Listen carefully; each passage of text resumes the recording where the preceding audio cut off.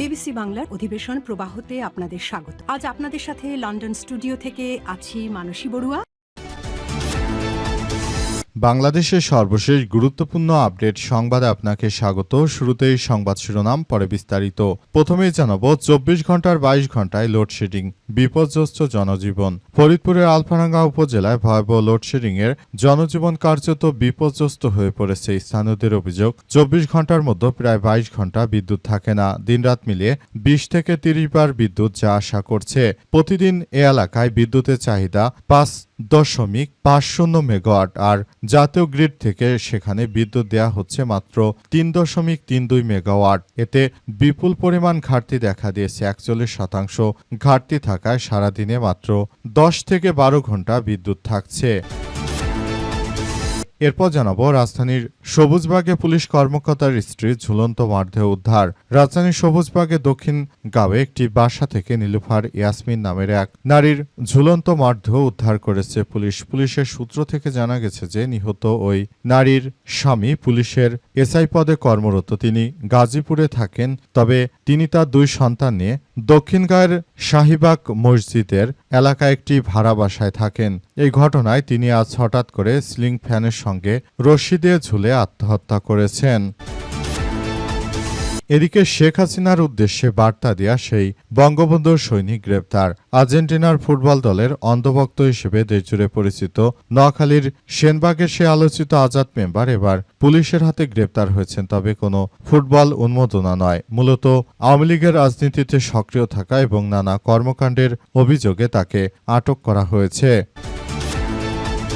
জানাবো হাসিনাকে দেশে এনে ফাঁসিতে ঝুলাতে হবে বললেন নাসির উদ্দিন পাটোয়ারি। জাতীয় নাগরিক পার্টি এনসিপির মুখ্য সমন্বয়ক নাসির উদ্দিন পাটোয়ারি বলেছেন যে সাবেক প্রধানমন্ত্রী পলাতক শেখ হাসিনাকে দেশে ফিরে এনে তারপর ফাঁসিতে ঝুলাতে হবে। যতক্ষণ না পর্যন্ত হাসিনার ফাঁসি হচ্ছে ততক্ষণ পর্যন্ত দেশের জনগণ স্বস্তিতে নিঃশ্বাস নিতে পারবে না। গুম, খুন, অত্যাচার, শিক্ষার্থী হত্যা এমন কোনো অপরাধ নেই যা বিগত স্বৈরাচার ফ্যাসিস্ট না করেছে বলে অভিযোগ করেছেন নাসির উদ্দিন পাটোয়ারি। তাই তিনি শেখ হাসিনাকে ফাঁসিতে ঝুলানোর প্রতি সরকারের প্রতি উদাত্ত আহ্বান জানিয়ে বলেছেন যে এই সরকারকে এই কাজটি অবশ্যই করতে হবে। যদি সরকার দেশের জনগণকে ভালোবাসে তাহলে হাসিনার বিচার নিশ্চিত করতে হবে। তাছাড়া আমরা মূলত এই বিষয়গুলো মেনে নেব না। এবং সর্বশেষ জানাবো জাতীয় ছাত্র শক্তি নেতাদের উপর হামলার প্রতিবাদে সংবাদ সম্মেলন। ঢাকার কলেজের দক্ষিণাঞ্চলে হলের সিট দখল করতে গিয়ে শিক্ষার্থীদের উপর বিএনপি ছাত্রদলের হামলায় বাধা দিলে জাতীয় ছাত্র শক্তি নেতৃত্বের উপর হামলার প্রতিবাদে সংবাদ সম্মেলন করেছে দলটি। আজ বেলা 2:30টার দিকে ঢাকা কলেজ ক্যাম্পাসে কেন্দ্রীয় শহীদ মিনারের সামনে সংবাদ সম্মেলন অনুষ্ঠিত হয়। প্রিয় দর্শক, এতক্ষণ শুনছিলেন সংবাদ শিরোনাম, এবারে বিস্তারিত।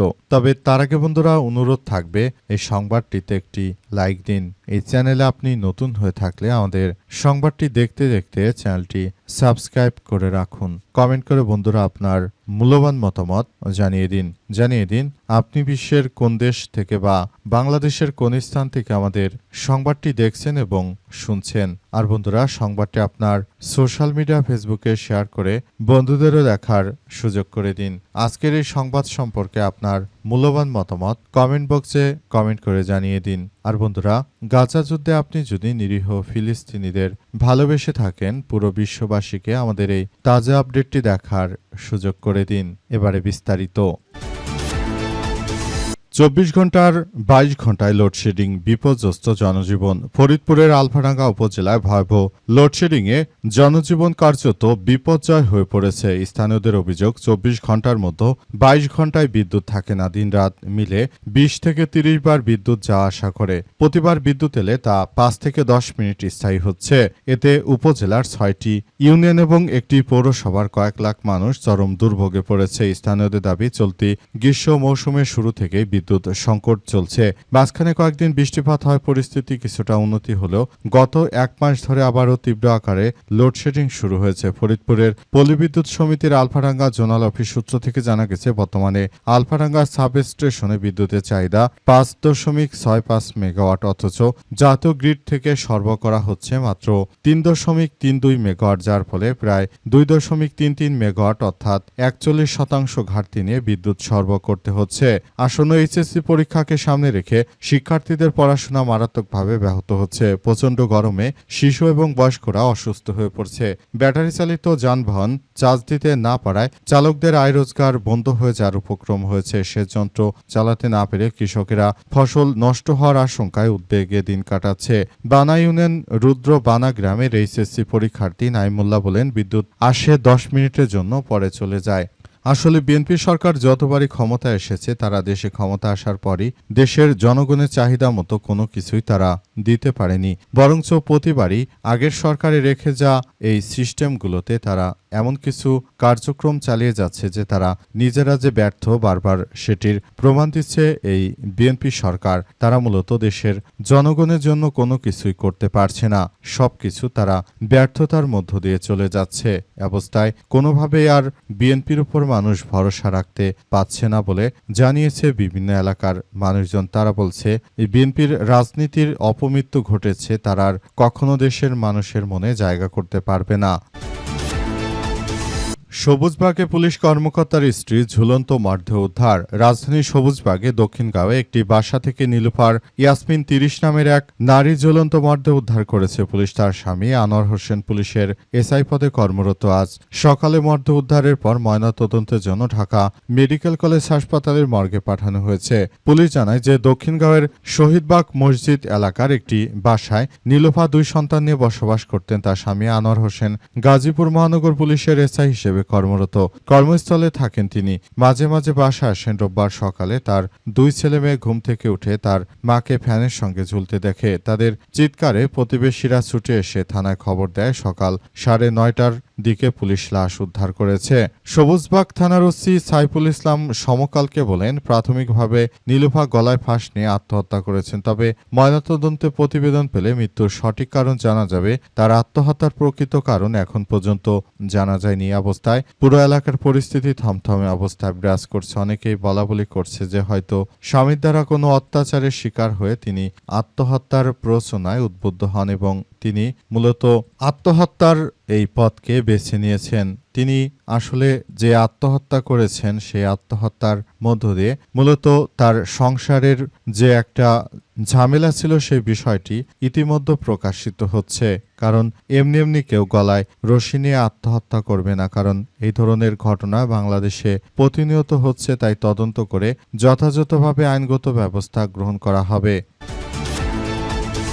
শেখ হাসিনার উদ্দেশ্যে বার্তা দেয়া সেই বঙ্গবন্ধু সৈনিক গ্রেপ্তার। আর্জেন্টিনার ফুটবল দলের ভক্ত হিসেবে দেশজুড়ে পরিচিত নোয়াখালীর সেনবাগে সেই আলোচিত আজাদ মেম্বার এবার পুলিশের হাতে গ্রেপ্তার হয়েছে। কোনো খেলা বিষয় নয়, বরং তিনি গ্রেপ্তার হয়েছেন এবার শেখ হাসিনাকে নিয়ে। তিনি বার্তা দিয়েছিলেন ফেসবুকে তিনি শেখ হাসিনা দেশে ফিরবে ইত্যাদি নানা রকম আওয়ামী লীগের বিভিন্ন বিষয় নিয়ে তিনি বার্তা দিয়েছেন। তার এই বার্তার পরই মূলত আওয়ামী লীগের নেতৃত্ববৃন্দদের বিরুদ্ধে ক্ষেপে যায় বিএনপির পক্ষ থেকে বলা হয়েছে যে উক্ত ব্যক্তির বিরুদ্ধে কার্যক্রম চালিয়ে যেতে হবে, যাতে করে তিনি আসলে আওয়ামী লীগের হয়ে কোনো সন্ত্রাসী কার্যক্রম করতে না পারেন। সে ব্যাপারগুলো দেখভাল করা হচ্ছে। নতুন করে বিষয়গুলো খুবই গুরুত্ব সহকারে দেখভাল করা হচ্ছে। আসলে বলা হচ্ছে যে যদি আওয়ামী দুর্বৃত্তরা তারা আসলে যে ধরনের কার্যক্রম শুরু করেছে সেটা বিএনপি সরকার কোনোভাবেই মেনে নেবে না। বিএনপি সব সময় তারা এন্টি আওয়ামী তারা কার্যক্রম চালাবে, তারা কখনোই আসলে এই ধরনের কার্যক্রমের মধ্য দিয়ে যাবে না। তাই এমন কিছু কার্যক্রম আসলে আওয়ামী লীগ চালাতে চায় যাতে করে তারা সেটি আসলে করতে চায় বলে উল্লেখ করা হয়েছে। এই ধরনের কার্যক্রম করার মধ্য দিয়ে মূলত আওয়ামী লীগকে পুনর্বাসন করার যারাই চেষ্টা করবে তাদেরকে আটক করছে আইন শৃঙ্খলা রক্ষাকারী বাহিনীর সদস্যরা। হাসিনাকে দেশে এনে ফাঁসিতে ঝোলানো হবে বললেন নাসির উদ্দিন পাটোয়ারি। জাতীয় নাগরিক পার্টি এনসিপির আহ্বায়ক নাসির উদ্দিন পাটোয়ারি বলেছেন যে হাসিনা যে ধরনের অপরাধ করেছে তাকে দেশের মাটিতে ফিরিয়ে এনে তারপর তার ফাঁসি কার্যকর করতে হবে। বর্তমান সরকারকে এই চ্যালেঞ্জটি নিতে হবে বলে জানান নাসির উদ্দিন পাটোয়ারি। নাসির উদ্দিন পাটোয়ারি আরও জানিয়েছেন যে আওয়ামী দুর্বৃত্তদের বিরুদ্ধে সবাইকে জেগে উঠতে হবে। যদি আওয়ামী দুর্বৃত্তরা তারা এইভাবে যেভাবে কার্যক্রম চালিয়ে যায় সেটি আসলে কোনোভাবেই গ্রহণযোগ্য হতে পারে না। তিনি আরও বলেন, আওয়ামী দুর্বৃত্তরা যতই সন্ত্রাসী কার্যক্রম চালাক না কেন তাদের এই সন্ত্রাসী কার্যক্রম আমরা কোনোভাবেই মেনে নেব না। আওয়ামী দুর্বৃত্তদের বিরুদ্ধে আমাদের সবথেকে ভয়াবহ ও বিপজ্জনক পরিস্থিতির মধ্য দিয়ে এগিয়ে আসতে হবে বলে জানান তিনি। এবং তিনি আরও জানান, তাই সবাইকে বলবো আপনারা আওয়ামী দুর্বৃত্তদের বিরুদ্ধে মাঠে সক্রিয়ভাবে অবস্থান করুন এবং যতক্ষণ না পর্যন্ত ফ্যাসিস্ট সাবেক প্রধানমন্ত্রীর ফাঁসি না হচ্ছে ততক্ষণ পর্যন্ত আমরা আর রাজপথ ছাড়ব না বলে জানান নাসির উদ্দিন পাটোয়ারি। আওয়ামী দুর্বৃত্তদের উদ্দেশ্য করে তিনি বলেন, যতই লাফালাফি করো না কেন ক্ষমতায় থাকতে তোমরা মানুষের উপর যে জুলুম নির্যাতন করেছো সেটি আমরা কখনোই ভুলে যাইনি। তাই তোমাদের এখন এই ধরনের কথাবার্তায় দেশের জনগণ আর বিশ্বাস করবে না বলে জানান নাসির উদ্দিন পাটোয়ারি। তিনি আরও জানিয়েছেন, তাই নতুন করে আমরা বিষয়গুলো খুবই গুরুত্ব সহকারে দেখছি।